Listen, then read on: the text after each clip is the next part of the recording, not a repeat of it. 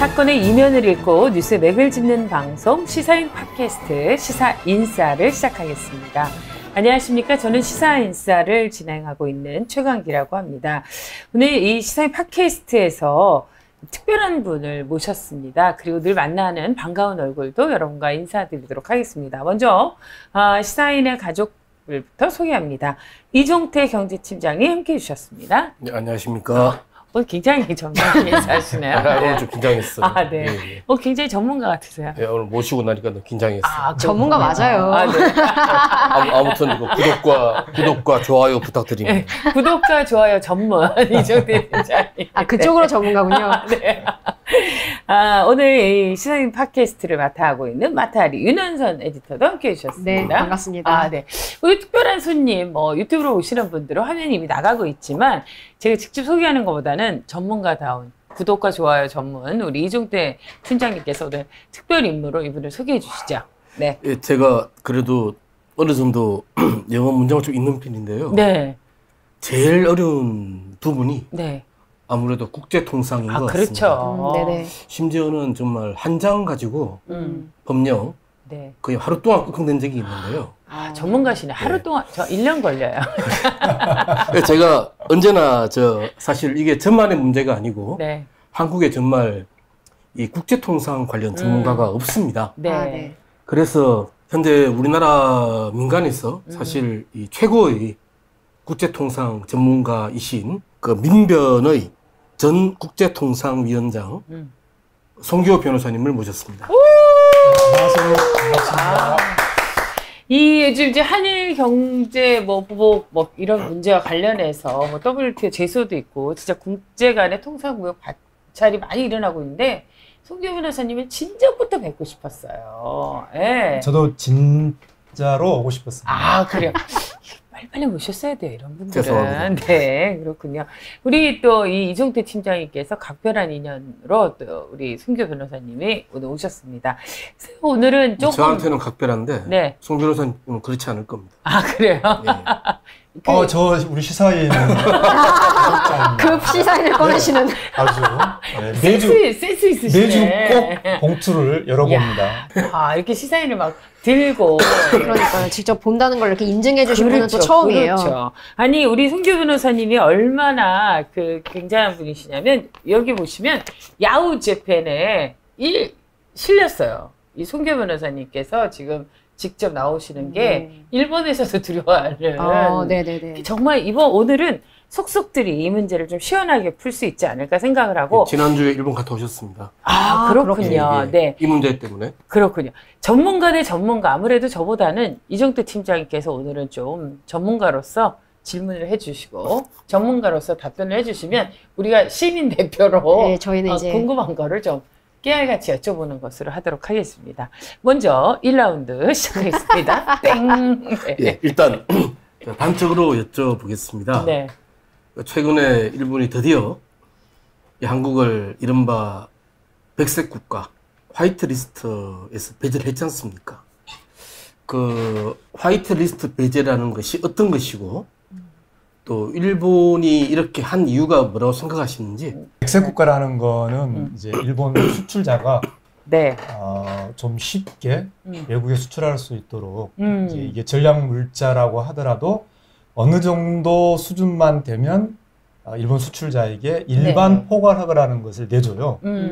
그렇게 해서 그 일반 포괄 허가를 받은 일본 수출자는 백색 국가에 대해서는 건별 허가 없이 바로바로 수출할 수 있게 하는 그런 제도이죠. 근데 이제 백색 국가에서 제외한다는 것의 의미는 이 일반 포괄 허가, 일테면 이걸 비유한다면 식당 영업 허가와 비슷하다고 생각하면 됩니다. 그러니까 이제 어느 정도 위생 상태를 유지할 수 있는 식당에는 영업 허가를 내주지 않습니까? 네. 그러면서 어떤 손님에게 어떤 메뉴로 파는지 그 건별로 허가 당연히 안 하잖아요. 그렇죠. 그렇죠. 백색 국가라는 것은 어느 정도 전략 물자 통제를 어느 정도 최소화할 수 있는 이를테면은 그 회사에 이 담당자가 있다. 우리 회사는 이 전략 물자 통제 담당자가 있다. 뭐 이런 정도. 이 정도는 어느 정도 회사면 다 할 수 있는 거잖아요. 그렇죠, 그렇죠. 이런 정도만 갖추면은 백색 국가에 대해서는 전략 물자라고 하더라도 따로따로 허가받지 않고 수출해도 된다. 네. 이것이고요. 이제 백색 국가에서 제외한다는 것은 그런 이제 제가 뭐 식당 하는 분들을 이렇게 폄하하는 건 아닙니다. 비유하자면 네. 식당보다는 좀 더 엄격한 위생, 이를테면 뭐 닭공장 같은데 우리가 햇섭이라고 있잖아요. 그렇죠, 그렇죠. HACCP라고 하는데 맞아요. 네. 그래서 햇섭 정도 이를테면은 이제 그 안에 이 전략물자 통제 부서가 따로 있고 정기적으로 교육을 하고 또 사후 관리를 하고 그런 일정한 자격을 갖춘 네. 이걸 이제 특별 일반 포괄허가라고 하는 거예요. 이 두 개념은 좀 어려워도 우리가 좀 알아두는 게 좋습니다. 네네. 아까 이제 일반 식당에 비유하면은 일반 포괄허가 식당 하시는 분들 결코 폄하하는 건 네네. 아닙니다. 아니 그러니까 이해가 좀 잘 되네요. 실생활하고 비교를 하니까. 그리고 이제 조금 엄격한 햇섭 정도 기준을 갖춘 데는 특별 일반 포괄허가 이렇게 차등을 둬서 백색 국가로 나갈 때는 일반 포괄허가 식당 수준의 어느 정도만 하면 되는 곳이 마음대로 전략물자로도 나갈 수 있게 하는 게 백색 국가. 백색 국가에서 제외되면은 이제 햇섭 정도 기준을 갖춘 특별 일반 포괄을 갖춘 곳은 비백색 국가에게도 개별화가 없이 수출하게 하는. 그러니까 지금의 홍콩, 대만, 싱가포르가 이제 비백색 국가잖아요. 그렇죠. 네. 그 나라에게는 이렇게 특별 일반 포괄을 받은 곳들은 개별화가 없이 내보낼 수 있는 이렇게 이해할 수 있습니다. 그렇군요. 그러니까 지난번 왜 그 외교부 장관 회의할 때 아시안 외교부 장관 회의할 때 싱가포르 외무장관이 지금 여길 백색국을 제외할 일이 아니라 그걸 확대해야 되지 않냐라고 아주 이빠른 소리를 해서 속이 다 후련하더라고요. 네, 그렇죠. 백색 국가라는 것은 이제 수출자, 자국의 수출 기업을 위한 제도이거든요. 그러니까 싱가포르 통상장관이 잘 말한 거죠. 싱가포르에 대해서 도대체 왜 비백색 국가냐? 오히려 백색 국가를 늘려나가야지 왜 대한민국을 제외했느냐? 아주 정확한 말씀을 한 거죠. 그렇군요. 그러면은 좀 전에 말씀하신 이 특별 일괄 오늘 좀 쉽게 하려고 했는데 어쩔 수가 없습니다. 어쩔 수 없습니다. 일본 용어인데 한 번만 더 말씀드리면 자, 건건 개별허가는 수출자에게 너무 규제가 심하단 말이죠. 이건 지금 수출을 규제하는 거니까 수출 기업의 입장에서는 애써 물건을 팔려고 하는데 규제하는 거니까 그래서 개별허가 말고 포괄허가라는 걸 둡니다. 포괄허가는 건건히 허가를 하는 게 아니라 자, 포괄허가인데 일반 아까 말씀드린 일반 포괄허가라는 것이 백색 국가용인 거죠. 그래서 이 일반 포괄허가는 어느 정도 최소한의 자격만 갖추면은 수출자가 백색 국가에 대해서는 전략물자를 개별허가 없이 수출한다. 자, 아까 포괄허가 말씀드렸고 이제 일반 포괄 말씀드렸죠. 그런데 백색 국가가 아닌 나라에 대해서는 조금 더 전략물자 통제를 갖춘 수출회사에게 특별하게 아까의 그 일반 포괄 허가를 준다. 그래서 이 용어는 좀 복잡하게 일본 용어로 되어 있지만 특별 일반 포괄 허가라는 것을 이 허가를 갖춘 수출 기업은 그것 가지고 지금 비백색 국가에게 수출하는 거죠. 이를테면 싱가포르에게 일본 수출회사가 수출하는 것은 특별 일반 포괄 허가를 가지고 건별 허가 없이 계속 수출하는 거죠. 말하자면은 그 백색 국가에서 제외됐다고 해서 곧바로 어떤 좀 어렵죠. 또 수입을 할 수 없는 그런 지경에 처하는 것은 아니란 말씀으로 해석해도 되겠죠. 근데 사실 이제 그런 불안감이 있거든요. 이게 이제 백색 국가로 지정이 되게 되면 대기업은 대기업이지만 이제 중소기업 같은 경우 이게 어떻게 이제 우리가 조금 제가 수출길이 막히니까. 안 그래도 오늘 그 관련해서 기사 보니까 중소기업은 직격탄을 맞게 된다 뭐 이런 표현들이 나오더라고요. 뭐 6개월 정도밖에 버티기 어렵다 뭐 이런 얘기도 있고 그런데 당장 그렇게 뭐 타격이 있는 건 아니다 이런 얘기신가요? 그러니까 이제 대기업의 경우는 우리 대기업의 경우는 거의 일본 공급원, 일본 파트너들이 이 특별 일반 포괄 허가를 다 가지고 있습니다. 그러니까 그 이를테면 일본의 제일 큰 상사 미쓰이 물산이라든지 또 삼성 반도체 제조 장비를 수출하고 있는 도쿄 일렉트론이라든지 이런 데는 다 이미 일반 포괄 허가와 특별 일반 포괄 허가를 허가증을 가지고 있어요. 이미 다 가지고 있습니다. 그래서 이를테면 이제 그런 점에서 이번 8월 7일 날 이제 일본이 구체적으로 한국으로 나가는 이 기술, 부품, 기계 장비에 대해서 허가 방법을 지정을 하는 절차가 남아 있는데 네. 이제 그 절차를 우리가 주시해야 되는데요. 그러니까 특별 일반 포괄 허가가 가능하다라고 대부분 지정할 것으로 예상이 됩니다. 네. 예, 그럼 아. 그 이야기 좀 이따가 그렇죠. 하시고요. 예. 예. 그러면 이제 대기업의 경우에는 크게 차질 없이 물건을 받을 텐데 중소기업의 경우에는 이제 상대 일본 파트너가 그 허가를 가지고 있느냐 없느냐를 좀 따져봐야 되는 거예요. 그렇군요. 조금 주제를 바꿨어요. 사실 뭐 어떻게 실행이 되든 간에 일단 지금 현재 일본이 명분으로 내세우고 있는 것은 이 한국을 백색 국가에서 제외한 명분이죠. 그것은 이제 일단 안보 문제 아니겠습니까? 그렇죠. 어떻습니까? 변호사님께서 생각하시기에는 그 안보 문제에 일본이 제기한 이 안보 시비에 일정한 논리적 근거가 있는 겁니까? 없죠. 이 사태 본질은 아베 총리가 강제동원 피해자 손해배상이라고 하는 민사소송이지 않습니까? 그렇죠. 그 민사소송의 우리나라 법원의 확정 판결, 이게 우리의 어떤 주권적 권리 행사인데 이 네. 확정 판결에 이게 피고가 일본 국가도 아니거든요. 네네. 그럼에도 불구하고 아베 총리가 불법적으로 개입하고 그 확정 판결의 집행을 부당하게 좌절시키려고 이 무역을 무기로 네. 삼은 대단히 국제법에 위반한 불법적이고 반인도적 행위이죠. 네. 이 무역보복 조치를 정당화할 안보 사유는 없습니다. 제가 볼 때는 그 제일 웃기는 게 안보상 문제라고 하면서도 어떤 안보적 이유도 못 되는 것 같더라고요. 바로 그 지점이죠. 네. 이제 그 지점이 이게 이제 아베가 놓여 있는 모순이다. 저는 이것이 우리가 결코 어떤 열위에 있는, 즉 저는 이 사안은 우리가 우위에 있는 사안이라고 네. 봅니다. 그러니까 아베 총리, 그러니까 그때 이제 도쿄신문 인터뷰에서 일본 경산성에 그날까지 이제 도쿄신문이 확인했는데 부적절한 사안이 있었다. 자세히는 말할 수는 없지만, 그러니까 그 부적절한 사안이 뭐냐에 대해서는 전혀 설명을 못 하고 있죠. 네. 그러니까 이 사유를 합리화할 안보적인 사유는 없는 대단히 국제법에 반한 조치를 하고 있습니다. 네. 그 변호사님께서 쓰신 그 글에서 봤는데요. 그 일본이 이미 저번에 러시아 우크라이나 이 무역 분쟁 때 네. 일본이 제출한 자료가 있지 않습니까? 예. 거기서 어떻게 이야기를 하고 있습니까? 지금 이제 일본은 이것을 안보 외회라고 하지만 올해 WTO 판정이나 러시아 우크라이나 네. 분쟁 그때 거의 준전시 상태였잖아요.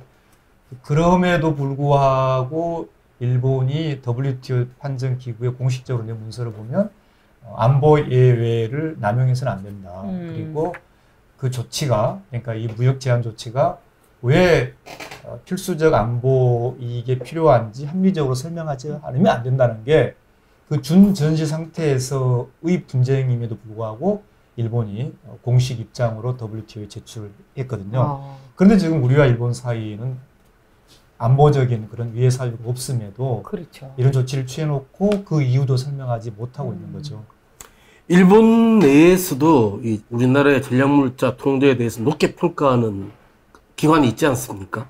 그렇죠. 이제 제가 일본에도 다녀왔습니다만 이제 그 비영리 법인인 이 전략물자관리센터 시스텍이라고 하는 이제 이 분야에 대해서 굉장히 권위 있는 기관인가요? 지금 네. 이것도 이 시스텍에 나와서 이 관련 법령 집인데요. 그러니까 그 기관이 낸 영문 보고서에 보면 제가 뭐 영어를 아까 말씀하신 것처럼 잘하는 건 아닙니다만 너무 잘하시는 거죠. 한국이 대단히 엄격하게 어떤 까다롭게 하고 있다, 리거러스하게 하고 있다라고 평가를 했죠. 그게 2016년이거든요. 2016년에. 그렇다면 도대체 지난 2년간 우리 문재인 정부 이후에 그러면 과연 이 전략물자 우리가 관리가 못 되느냐, 그건 전혀 아니거든요. 그런데 어떻습니까? 이게 그래도 정부인데 안보상 이유 때문에 중대한 무역 조치를 내린 거 아닙니까? 근데 그러면서도 그 원인, 구체적인 이유를 대지 못한다면은, 근데 사실 이거 이래도 되는 겁니까, 정부가? 지금 이제 일본 국내 기업들의 반발이 예상되는데요. 왜냐하면 이게 지금 일본 수출을 규제하는 거잖아요. 그렇죠. 그리고 이게 위반하면은 법령이 그 위반 처벌이 굉장히 셉니다. 최고 징역 10년. 네. 그다음에 3년간 회사 업무 정지. 어. 그리고 법인인 경우에는 3억 엔의 벌금. 굉장히 강력한 규제거든요. 네, 이런 강력한 규제를 더구나 수출을 하겠다는 일본을 상대로 하는 것이기 때문에 일본 기업들이 이제 이게 아직까지는 일본 기업에게 피해가 발생하지 않고 있지만 피해가 실질적으로 발생한다면 그런 피해를 감수할 만한 그런 안보적인 사유가 없다는 것이 네, 이 아베 조치가 가지고 있는 근본적인 모순이죠. 더욱이 일본도 그 통상백서 같은 데서 이 자유무역의 중요성을 굉장히 강조하고 있죠. 일본 정부도. 네. 그렇죠. 이 7월 1일 날 이 아베의 이 무역보복이 있고 난 후에 일본 경제산업성 이 조치 주무 담당 부처인 경제산업성이 통상백서라는 걸 냈어요. 네. 일본의 정식 정부의 공식 입장이 담겨 있는 일본의 뭐 방위백서니 뭐 외교 청선이 뭐 그런 거 있지 않습니까? 네네. 거기 보면 이제 아예 특집이 무역 보호적인 조치들이 이제 글로벌 밸류 체인, 네, GVC라고 해가지고 그런 이미 국제 간에 긴밀하게 연결되어 있는 이런 부가가치의 생산 고리들이 어느 한 단계에서 교란이 발생하면 전 세계가 다 문제가 생긴다. 이런 점을 그 일본의 통상백서가 지적을 했지요. 그러면서 이른바 무역 제한 조치들의 폐해를 극복해 나가야 된다.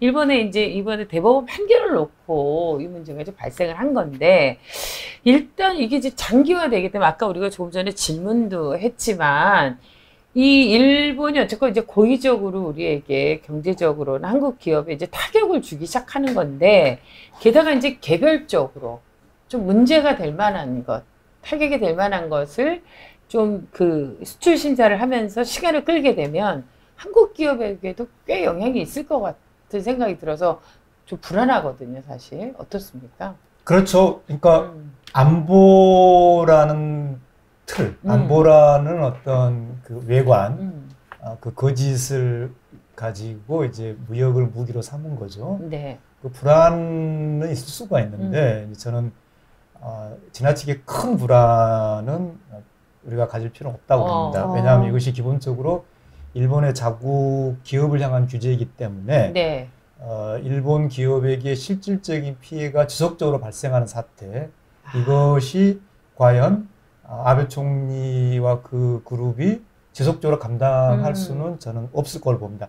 다만 일본의 공급원이 이 특별 일반 포괄허가라고 하는 그 수준까지 올라가 있지 못한 우리 중소기업들은 네. 좀 일시적으로 상당한 피해가 있을 수 있고 거기에 대해서는 우리가 특별한 지원 제도를 만들어야 된다고 보는데 경제적인 피해 부분도 문제지만 더 큰 문제는 궁극적으로 이제 왜 이런 짓을 왜 이런 일을 이제 아베 총리가 하느냐를 되겠죠. 근데 그거는 저는 이제 이 사안은 단순한 경제 통상만의 문제가 아니라 정치 문제라고 생각을 합니다. 그렇죠. 네, 그러니까 일본에 가서 이제 본 바로는 아베 총리와 그 그룹이 전혀 다른 자신들이 생각하는 전혀 다른 일본, 과거와 다른 일본이 무엇인지를 국민에게 보여주려고 한다는 네. 느낌을 많이 받았습니다. 그러니까 한번 보십시오. 고노 일본 외상, 그 아버지 고노와는 전혀 다른 아주 참 한 개인을 놓고 너무 세게 말하기는 좀 그렇습니다만 이를테면 이번에 우리 대사를 초치해서 우리 대사가 발언을 하는데 무례하다라고 했지 않습니까? 그거는 외교에서 있을 수 없는 짓이거든요. 저는 그런 단어를 쓰고 싶습니다. 그리고 또 이 문제를 협의하기 위해서 한국의 이제 산자부 담당자들이 멀리서 왔는데 물 한 잔 안 줬단 말이죠. 네. 네. 그리고 심지어 의원연맹 의원들이 왔는데 일방적으로 취소를 시켰단 말이죠. 이것들이 다 이제 전후 책임, 식민지 불법행위로부터 자유로운 일본, 전쟁할 수 있는 일본, 그 개헌을 향한 자신들의 그림이 있는데 이게 실제로 자기들이 그렇게 개헌을 하고 자기들이 지향하는 그 일본이 실제 어떤 모습일지를 지금 일본 국민 앞에 보여주고 있다고 생각합니다. 그러니까 전에는 일본이 이렇게 노골적으로 한국을 때린다는 것은 전혀 생각할 수 그렇죠. 못했거든요. 근데 이번에 일본 국민에게 보여주고 있는 거죠.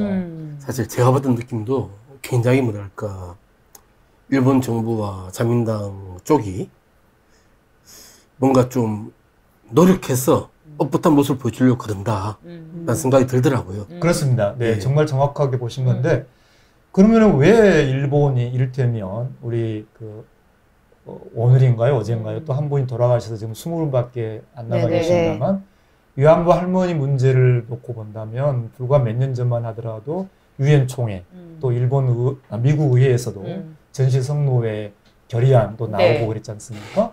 그때의 일본과 지금의 아베 총리 일본이 왜 이렇게 180도 달라졌느냐? 어떻게 일본이 이렇게 노골적으로 한국을 정말 이렇게 때릴 수가 있느냐? 저는 박근혜 정부 시기에 위안부 그 잘못된 합의 그것이 이 아베 총리의 어떤 그 빗장이라 그럴까요? 네. 그것을 풀어줬다. 그런 걸 이번에 가서 많이 느끼고 왔습니다. 그럼 조금 주제를 바꿨어요. 예. 사실 제가 볼 때 이 문제를 아마 WTO 차원에서 해결하려면 되게 힘들 겁니다. 시간이 오래 걸릴 겁니다. 예.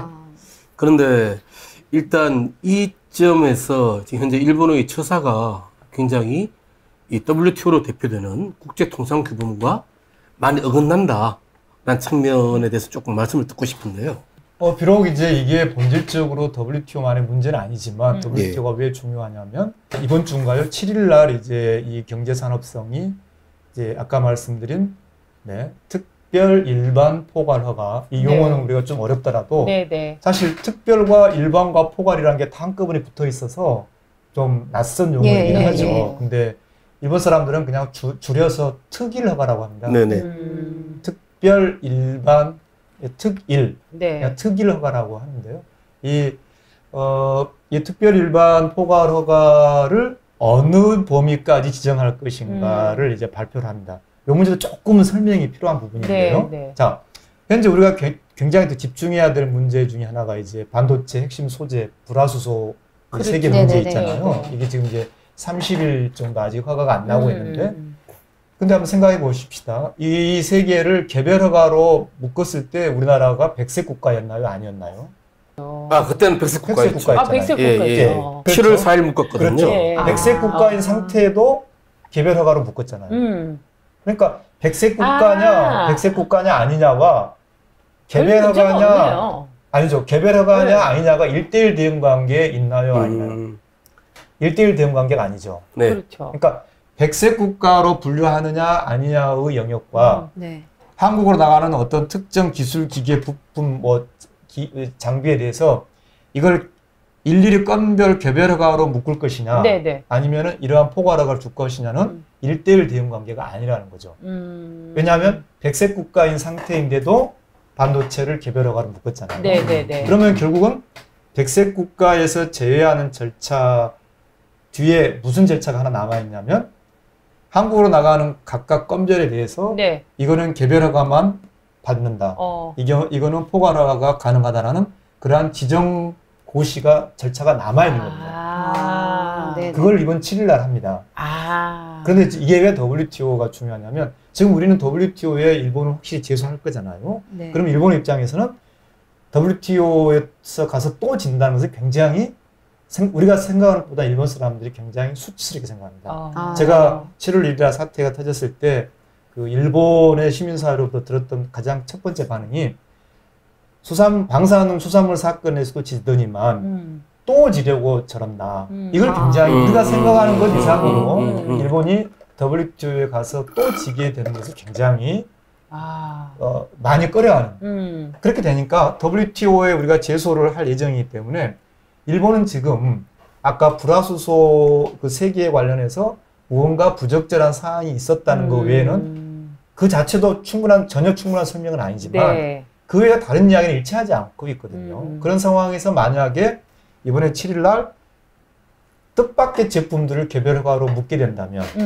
포괄 허가를 안 주게 된다면 일본이 WTO에 가서 패소할 확률은 훨씬 더 높아지는 거죠. 그러니까 우리가 WTO를 2년 후에 효과가 있을 것이다, 3년 후에 효과가 있는데 그게 무슨 지금 소용이 있느냐라고 보는 것은 저는 동의하기 어렵고 WTO에 우리가 제소를 한다는 것이 명백하기 때문에 일본이 7일 날 내놓을 수 있는 조치라는 게 선택폭이 대단히 좁다. 그래서 7일 날 아마 거의 대부분의 제품에 대해서 포괄 허가를 허용할 것이다. 조금 길었습니다. 여기까지 말씀드리고요. 중요한 얘기네요. 네네. 네. 말하자면 제도 자체 의미가 있는 거군요. 큰 의미가 있는 아, 거죠. 큰 네, 의미가 네. 있겠네요. 그리고 이제 큰 의미가 있는 것이 WTO 협정을 명백하고 위반하고 있기 때문에 그런 거죠. 그러니까 제가 이제 일본의 도쿄신문 인터뷰라든지 또 야후 재편에서 중요하게 했던 게 이제 왜 중국과 대만에는 불화수소, 네. 삼성 반도체 불화수소를 포괄허가를 주면서 그보다 엄격하게 통제하고 있는 우리 대한민국은 왜 안 주느냐. 지금 이게 그 뉴스거든요. 그렇죠. 네. 네. 그러니까 변호사님 지금 현재 일본이 이 중국과 대만에 대해서는 포괄허가를 주고 있는 불화수소 거죠. 포괄을 주고 있죠. 아까 제가 말씀드린 이제 불화수소에 대해서. 특별 일반 포괄허가, 특일허가를 예, 예. 주고 있는 거예요. 예, 그래서 어렵지 않게 수출하고 있죠. 그런데 이제 우리는 안 준단 말이죠. 예. 이것은 WTO 가트협정 10조 3항이 말하는 수출 규정의 공평하고 합리적이고 일관된 적용을 정면으로 위반하는 거죠. 근데 변호사님, 제가 아까 말씀을 한번 정리를 해보고 싶은데요. 네. 일단 그러면은 한국을 화이트리스트에서 배제한 조치 자체는 말하자면 하나 도화지를 만든 거네요. 그렇죠. 도화지를 만든 것이고 지금 말씀하신 오늘은 5일입니다. 네. 5일인데 7일날 고시는 네. 그 그림을 그리는 거잖아요. 그렇죠. 수출 규제의 그림을 적절한 표현이죠. 예, 네. 그리는 것인데 일단 변호사님께서 보시기에는 이제 지금은 한국이 일본의 배색 국가가 아니니까 일단 특별 일반 포괄 허가를 해야 되겠지만 아마 그렇게 과격한 조치는 못할 것이다라고 일단은 예측하시는 거죠. 그러니까 특별 일반 포괄 현재 사용하고 있는 특별 일반 포괄을 그대로 적용하게 할 것이다. 네네네. 네, 조금 이제 어려운 개념일 수 있어서 다시 한번 설명을 드리면요. 아까 말씀 정확한 표현이시고요. 자, 백색 국가에서 제외한다는 것은 어떤 폭격 범위가 좀 달라졌다라고 네. 이해하시면 되고요. 네. 실제로 어디를 폭격할 것인가는 7일날 고시에서 정해질 텐데 저는 이미 지난 그 세계 핵심 소재 부품에 대해서 개별 허가로 묶은 즉 개별 허가로만 묶었다는 이야기는 무슨 의미냐면 뭐 미쓰이 물산이라든지 뭐 이를테면 아까 말씀드린 도쿄 일렉트론이라든지 이미 특별 일반 포괄 허가증을 가지고 있는 네. 곳이라 하더라도 개별 허가로 묶이면 개별적으로 허가를 받아야 되거든요. 이 차이는 이제 좀 이해하시겠죠. 네. 네네. 7일날 그 고시가 어떻게 나올지가 문제인데 그것에 대해서 2일날 경산성이 보도자료를 냈어요. 종래 일본 기업이 가지고 있는 특별 일반 포괄 허가는 동일하게 사용하도록 하겠다. 이 말씀이 뭐냐면 자, 현재의 일본 이 고시에는 아직까지는 우리가 백색 국가로 되어 있어요. 네. 왜냐하면 26일 날 시행을 28일 날 시행을 하는 거니까요. 현재의 고시. 그렇겠네요. 네. 네. 시행령은 2일 날 바꿨지만 네. 고시는 28일 날 시행에 맞춰서 지금의 고시는 여기에 나와 있는 이 고시에는 아직 한국이 백색 국가인 백색화 되어 거죠. 있죠. 근데 이 고시는 어떤 식으로 규정이 되어 있냐면요. 아까 백색 국가용 일반과 그다음에 비백색 국가용 특별 일반을 한꺼번에 늘 같이 묶어서 갑니다. 무슨 말씀이냐면 자, 우리가 지금 일본의 수출자라고 생각을 해보십시다. 네. 그러면 어떤 물건을 한국에도 수출하고 대만에도 수출하죠. 네. 그러면 한국에 수출할 때는 백색 국가로 나가는 거니까 우리가 지금 가지고 있는 백색 국가 허가 번호를 전자 통관 번호에 네. 넣으면 돼요. 네. 대만으로 나간다? 그러면 비백색 국가이지만 우리는 이미 아까 특별 일반 포괄 허가를 허가증 가지고 있죠. 네. 그럼 대만으로 나간 선적 서류에 우리가 가지고 있는 특별 일반 포괄 허가증을 넣으면 돼요. 네. 이런 절차란 말이죠. 그래서 이번 엊그제 2일날 경산성이 보도자료에 일본 기업이 가지고 있는 특별 일반 포괄 허가를 한국에 수출할 때 그대로 적용하게 하겠다는 것의 의미는 고시를 이번에 개정을 할 때 특별히 별도로 개별 허가로 따로 묶지 않겠다라는 취지인데 실제로 그렇게 될지 안 될지는 좀 지켜봐야겠습니다만 그날 나와봐야 알겠군요. 네, 그렇지만은 일본 정도의 경제 규모를 가지고 있는 나라의 이 경제 산업성이 그렇게 방침을 공식적으로 발표를 일단 했다는 거, 네. 그거는 우리가 좀 유념해야겠죠. 아니 근데 일반적으로 참 신기한 건데요. 네. 예를 들어서 뭐 WTO 뭐 10조 3항 이런 식으로 자연스럽게 나오십니까? 자연스럽게 안 나오죠. 집에서 저녁 때 열심히 적고 하죠. 아, 저는 그거 굉장히 신기하더라고요. 형법, 변호사님이 몇 조, 몇 전문가시잖아요. 아닙니다. 저도 지금 이것만 겨우 적어왔죠. 일단 저도 뭐 무슨 절도죄가 형법 몇 조인지 전혀 모릅니다. 아무도 존경하고 있습니다. 그렇게까지 또 이렇게 겸손하게. 아니 사실입니다. 그러니까 어쨌건 지금 이제 법리적 다툼이 있다고 하지만 어쨌든 WTO 위반 요소가 지금 많은 거잖아요. 그렇죠. 일본이요. 네. 예. 그러니까 이제 WTO에 가면 제가 보기엔 여전히 패소할 가능성이 굉장히 높은. 그렇기 때문에 상황인가요? 지금 이제 일본은 WTO 패소를 가능성을 최대한 줄여가려고 할 수밖에 없을 거고요. 그런 점에서 우리가 이제 WTO 제소하는 것이 이후의 판결 이후의 문제가 아니라 지금 이 상황에서도 큰 의미가 있는 거죠. 그렇죠. 아니 이제 그렇게 따져보면 지금 어쨌건 우리 입장에서는 이제 우리 기업을 보호해야 하고 이런 일을 통해서 한일과의 어떤 경쟁 그 구조나 체계를 좀 바꿔나가자 이런 목소리도 있는데 일단 정부 쪽에서도 이제 강력한 의지를 표명해서 우리가 이제 정부도 믿고 또 국민들도 지금 불매 운동도 하고 한국 내에서는 아주 또 가파른 움직임들을 목격할 수 있는데 현지 일본에 가셨을 때 뭐 여러 가지 시민사회에서도 다른 목소리도 있고 그랬다고 하는데 현지 반응은 어떻던가요? 아무래도 이제 일반 국민들은 이게 큰 관심사는 아니죠. 기본적으로요. 네, 우리만큼 뜨겁진 않군요. 그렇죠. 이게 일본 수출 기업의 문제이기도 하고 일반 국민들은 이번 참여연선거 때 가장 큰 쟁점이 됐던 건 이제 국민연금 문제. 일본이 국민연금을 잘하고 있다고 생각하고 있었는데 조사를 해보니 연금 가지고는 안 되고 1인당 2억 원이 더 있어야 된다고 하는 이제 그게 굉장히 그게 이제 우리보다는 엄청난 충격이었겠는데요. 일본 사람들은 굉장히 충격적이었던 것 같아요. 근데 이 양반들이 좀 정치에 관심이 있어야 돼요, 사실은. 그 문제를 해결하기 위해서도. 그렇죠. 근데 이제 워낙 늘 그런 걸 느낍니다만 이제 우리보다 미디어 통제 지금 이제 제가 도쿄신문 인터뷰를 했는데 도쿄신문 기자분 중에 굉장히 열심히 하는 기자 일단 우리 시사인의 이종태 기자님 같은 이런 분이죠. 그런 분이 계셨어요. 계신데 굉장히 뿌듯해 하시는데요. 그분을 주제로 한 영화를 신문 기자라는 영화를 이제 만들었어요. 영화 제목이 신문 기자인가요? 예. 근데 이제 당연히 이제 여성 배우 이제 이제 주연이 돼야 되는데 놀랍게도 그 주연을 맡겠다는 일본 여성 배우가 없었어요. 왜요? 그것이 정부를 비판하는. 뭐 나중에 뭐 본인에게 불이익이 생길까봐 그런 건가요? 뭐 그런 여러 가지 이유겠죠. 그분이 이제 워낙 이제 집요하고 철저하게 증거다 보니까 이제 일본의 그 강요들이 굉장히 싫어하는. 그래서 결국은 일본에서 주연 배우로 못 구하고 세상에. 한국 여성 배우가 주연을. 그러니까 하여간 뭐 이제 그런 걸 통해서 일본의 어떤 상황, 정치적, 사회적인 문화를 읽을 수 있는 거죠. 그렇죠. 그렇지만 일본의 시민사회, 그리고 일본 산업계가 왜 이걸 중시하냐면요. 자, 불화수소만을 놓고 봅시다. 지금 두 가지 측면이 동시에 있단 말이죠. 우리는 불화수소가 반드시 필요해요. 자, 반대로 일본 산업계 입장에서는 이 불화수소를 한국의 삼성만큼 대량으로 그 규격에 맞는 걸 대량으로 사줄 곳이 세계에 없어요. 한국에 삼성이 안 사주면 팔 곳이 없습니다.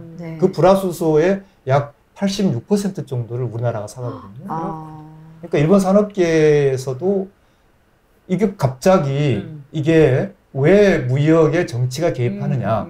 그래서 일본의 중요한 그런 경제 관련 매체에서는 다 로스트. 한국과 일본이 다 잃어가는 게임이다. 이렇게 보고 있습니다. 저는 사실 이제 이번에 한일 무역 그 경제 보복과 관련해서 이제 사실 경제 용어라 무역 용어라고 해야 되나 이런 걸 참 많이 배우게 되는데 그 지소미아라는 어떤 용어를 처음 알게 됐어요. 이런 어떤 관계, 한일과의 관계. 이런 문제도 어떻게 풀고 갈지, 우리나라 정부는 앞으로 이제 이런 문제를 어떻게 대응하고, 앞으로 방향은 어떻게 잡아 나가야 되는지 좀 전반적으로 좀 짚어주시면 좋겠습니다. 지금 이 문제의 발단은 아직까지는 핵심 원천 소재 기술 부품에 대해서 일본에 의존하고 있다는 것이 객관적인 현실이잖아요. 우리가 그것을 무시할 수 없다고 음. 생각합니다. 그래서 기본적인 대응은 이제 참여정부가 2003년 때 신산업정책이라는 걸 이제 내놓습니다. 네. 이게 이종택 기자님이 그 분야의 전문가이신데 그때 이미 2003년 참여정부 때 이미 방향이 제시가 됐죠. 이 일본의 의존적인 이 핵심 원천 소재 기술 부품에 대해서 우리가 투자를 해서 자립해야 된다. 네. 근데 그게 이제 이명박 박근혜 정부 들어오면서 잘못된 통상, 잘못된 정책으로 인해서 사실상 산업 정책이 없었던 거죠. 우리가 잃어버린 10년이라는 것이 저는 잃어버린 산업 정책의 10년이거든요. 그래서 궁극적인 근본적인 해결은 참여정부 때 제시했던 신산업 정책을 제대로 해내는 것이죠.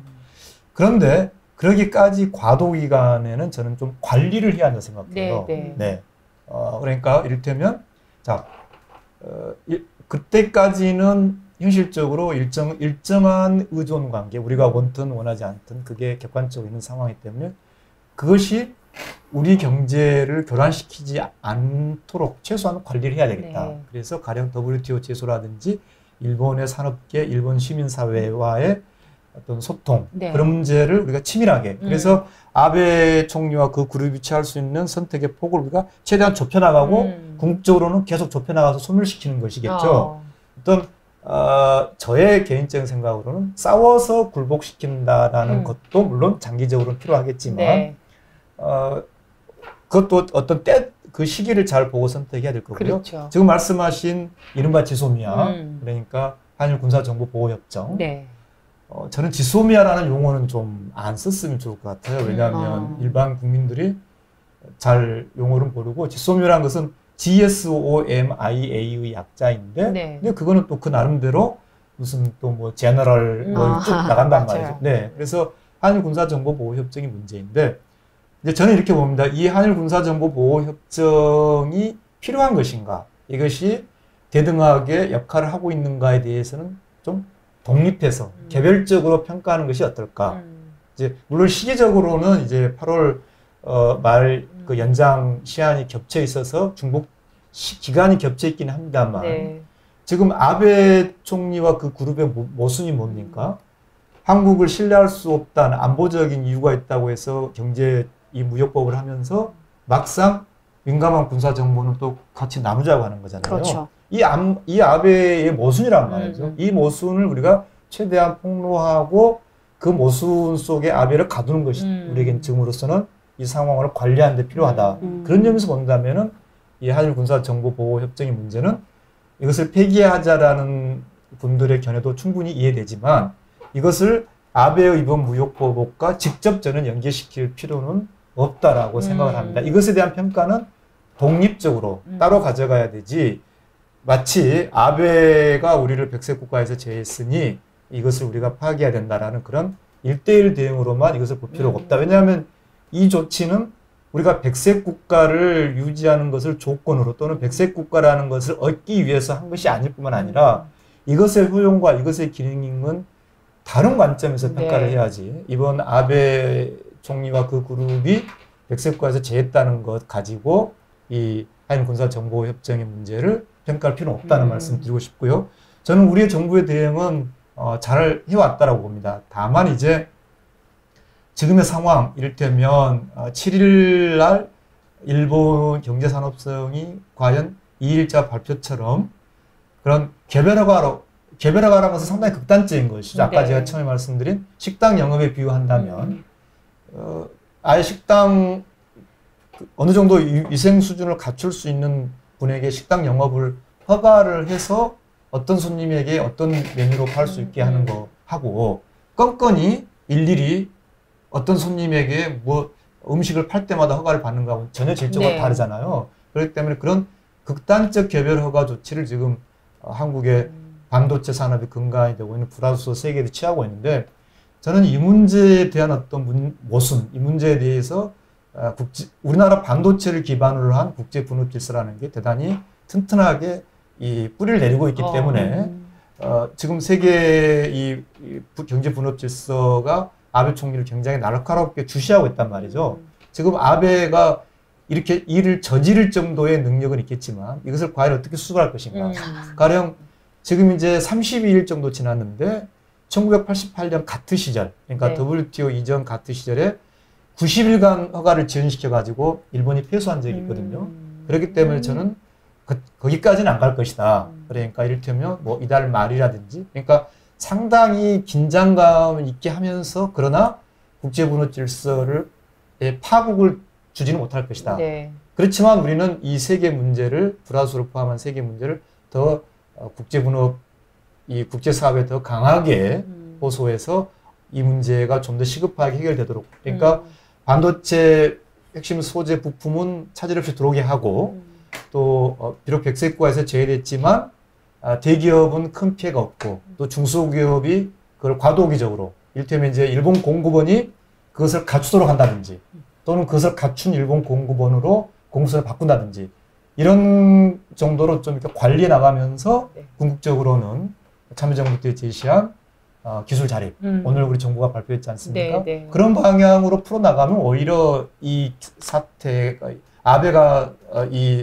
만든 이 아베가 쏘아올린 이 뭐라 그럴까 이 어떤 사태가 궁극적으로는 아베가 일본 안에서 아베는 뭐니 오히려 우리가 한국 시장만 잃었다 그런 어떤 중요한 그런 반전이 될 수도 있다. 네. 그런 아베가 쏘아올린 뭐 자살 공점 되겠네요. 자살골. 그렇죠. 우리가 제대로 대응을 기묘한 공. 예, 제대로 정부의 힘을 실어서 제대로 대응할 수 있는 문제라고 생각합니다. 그렇죠. 제가 우리나라 국민으로서 지금 이런 국면 안에서 사실 할 수 있는 일은 많지 않죠. 우리가 생활 속에서 요즘 하는 일이 안 쓰는 것, 안 그렇죠. 가는 것, 안 먹는 것. 이게 굉장히 사소한 일이지만 그 어느 때보다도 한결 비장했던 것 같아요. 그러니까 저도 이번에 이제 이런 계기를 통해 참 많이 배웠어요. 아까 말씀하신 것처럼 지소미아 이러니까 이건 또 뭐야? 마켓줄 이건 또 뭐야? 막 이러면서. 근데 경제, 뭐 안보 이런 다양한 분야에서 한일과의 관계가 어떻게 되고 있었는지 정말 동감하고요. 일반 우리 시민이 할 수 있는 것 중에 하나가 한국을 찾아오는 일본인들에게 우리가 좀 더 많이 환영해 주면 좋겠다 그 생각이 듭니다. 왜냐하면 네. 지금 일본에서 아베와 그 그룹이 이제 가져가려 하는 것 중에 하나가 이제 한국이 이제 반일이 어떤 뭐가 되고 있다. 한국의 감이 위험하다. 뭐 그런 이야기를 해서 이제 그러니까 결국은 일본 국민과 일본 산업계의 일반적 요구와 맞지 않은 짓을 하면서도